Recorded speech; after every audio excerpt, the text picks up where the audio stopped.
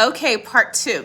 So now we're going to get to how we found out that he was married, and we're going to get to how we found out that he lied, that he only had 3 kids when he actually had 5.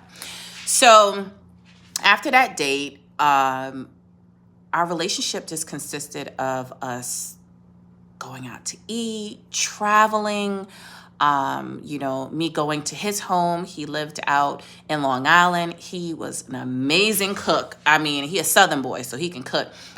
And I just really felt like the queen because, I mean, I'm Jamaican, me know how to cook. So don't get it twisted. My girl can cook.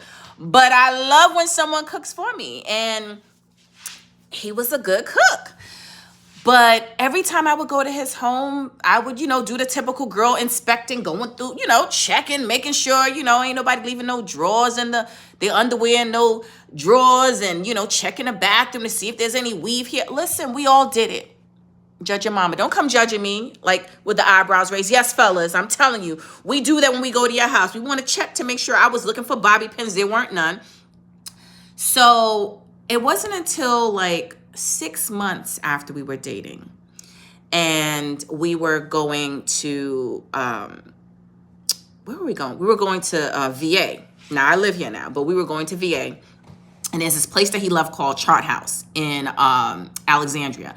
So he was like, hey babe, I got a nice hotel. We're going to go there. I'm like, no problem. So we went there, had a great weekend. He took me to a military base out there, took me on a shopping spree, took me to another place in DC, went shopping. He was very generous. Okay.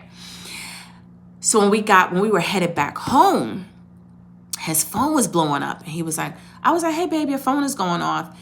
And he was like, oh, it's nothing. It's one of my kids. I'm like, all right, well, answer the phone. He was like, nah, I'm driving. I'm vibing. I'm like, all right. So when we got back to his place, I was like, babe, I got to be up in the morning early because I was going for an audition for a modeling thing. And he was like, all right, you want me to take you home? I was like, yeah, could you take me home? So I lived in Brooklyn, so it was about a good 45-minute drive. So when he was dropping me off, before he dropped me off, like 10 minutes before we got to my spot, his phone was blowing up again. So he answered the phone and he was like, yo, stop calling me. And she was like, mother, you better stop.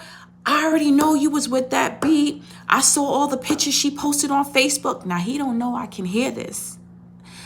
So I waited.